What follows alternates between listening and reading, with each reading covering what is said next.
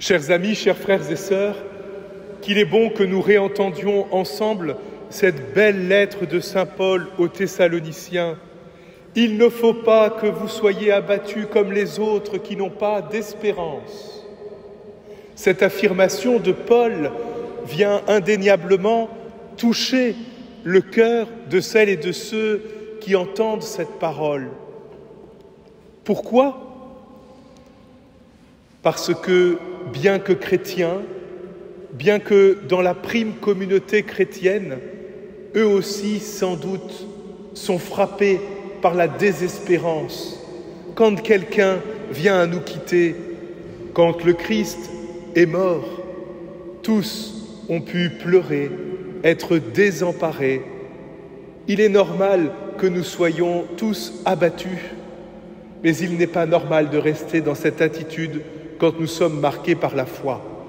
Normal que nous pleurions au jour de deuil, mais important que progressivement nous trouvions cette espérance qui habite le cœur des croyants.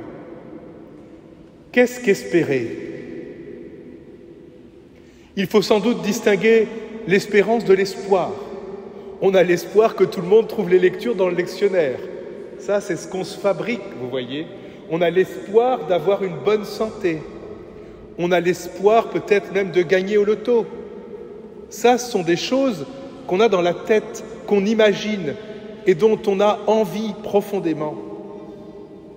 L'espérance, c'est un don.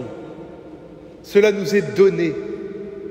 Avoir l'espérance, c'est ne pas vraiment savoir ce qui nous attend, mais l'attendre quand même. J'ai l'espérance de grandir dans la foi. Je ne sais pas bien comment, je ne sais pas bien de quelle manière, mais avec assurance, je me tourne vers le Seigneur. J'ai l'espérance de croire en toi, Seigneur, le Dieu des vivants. Je ne sais pas bien comment, je ne sais pas bien par quels moyens, mais je prends cette route. Mes amis, distinguer espérance et espoir, ce n'est pas une pirouette philosophique, une manière, un art oratoire pour ce matin. C'est une question de foi. Vivre l'espérance, ne pas être abattu comme celles et ceux qui n'ont pas d'espérance. Cela veut dire croire en ce Dieu auquel on a pleinement confiance en lui. On ne sait pas où il nous mène, comment il nous mène, mais nous savons qu'il est là, et là est notre espérance. Là est ce qui nous habite profondément. Là est la source d'une consolation pour chacun d'entre nous. Cela ne nous ramènera pas un défunt. Cela ne nous permettra pas de ne pas pleurer au premier Noël où nous serons seuls. Mais cela nous permettra sans doute de regarder Noël différemment. Peut-être de retrouver la trace de cette personne, de ce qui ne s'est pas arrêté, de ce qui a prolongé, de ce qui est prolongé, de ce qui a continué. Comme je suis frappé quand j'accueille les personnes endeuillées par le nombre d'anecdotes qui remontent, d'histoires, de questions, mais souvent liées à des événements uniquement passés. Vivre dans l'espérance, c'est reconnaître que le souffle de cette personne, ce qu'elle a donné, instillé, demeure encore aujourd'hui, et d'une certaine manière, s'approcher de cette personne. Mes amis, si vous avez du mal à passer cette période de deuil, permettez-moi de vous proposer une lecture d'une femme rabbin qui fait les succès de nombreuses librairies, se maintenant en poche. Elle a écrit ce beau petit livre, « Vivre avec nos morts ». Très beau petit livre où elle raconte sa vie de rabbin, bien sûr, mais où aussi elle montre les liens entre sa foi, sa foi juive et l'espérance qui habite le cœur des croyants. Elle écrit beaucoup de belles choses. Permettez-moi de vous lire un petit passage ce matin. Elle commente ici la mort de Moïse.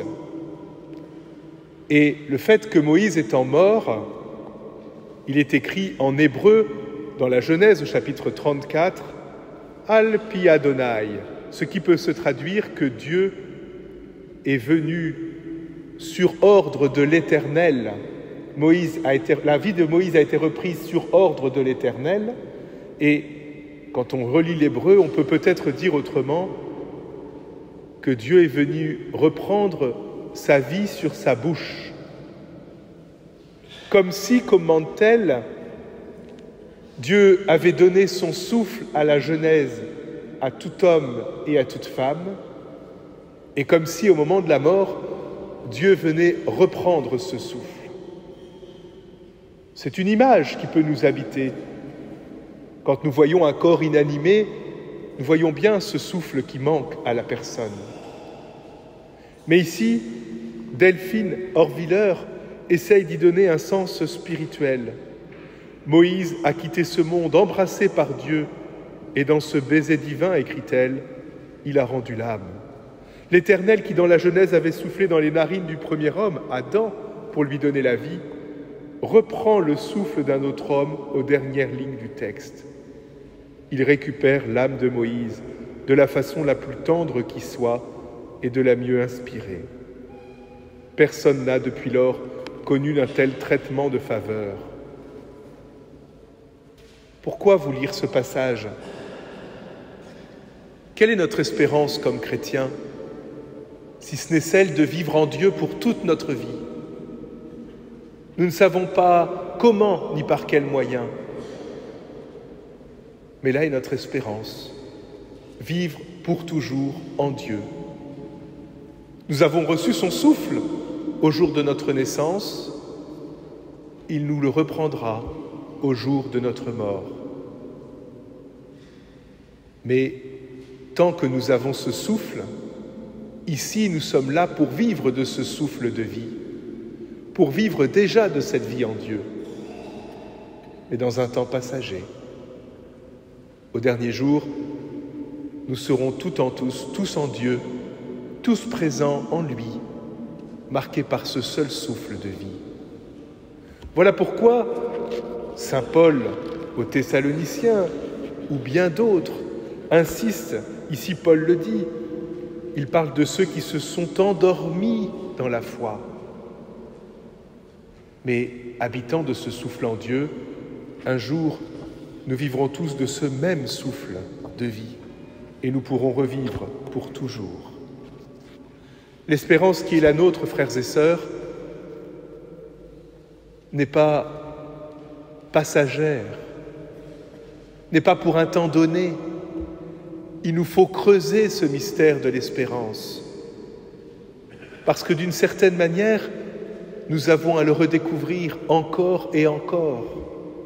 Vivre de la vie de Dieu, l'affirmation de notre foi, nous pouvons parfois avoir du mal à en vivre. Et pourtant c'est là que s'exprime notre foi. Il nous faut le redécouvrir, comme je peux comprendre que parfois, on jette l'éponge avec le départ de quelqu'un. Mais je constate avec souvent beaucoup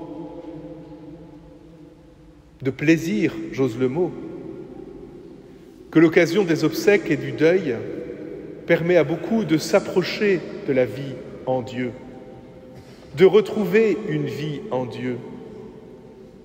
Non pas simplement de redevenir des groupies de la messe, c'est très bien de venir à la messe, mais de se laisser habiter par Dieu. Le souffle qu'il nous a donné pour notre vie, le souffle qu'il a donné à celles et ceux que nous avons aimés et qui se sont endormis dans la mort, ce souffle est celui qui habite nos cœurs, nos existences, celui qui nous permet de vivre, de grandir, d'espérer dans ce monde.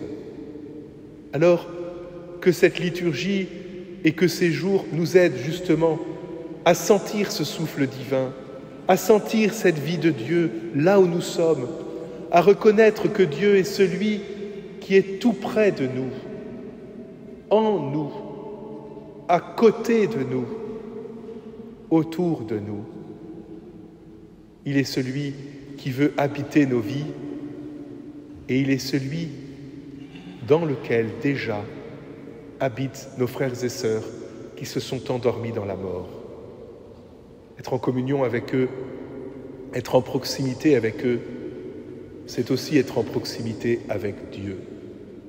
Que le Seigneur nous donne de goûter à la joie de sa présence en ce jour, comme il est présent pour celles et ceux qui se sont endormis pour toujours dans la mort.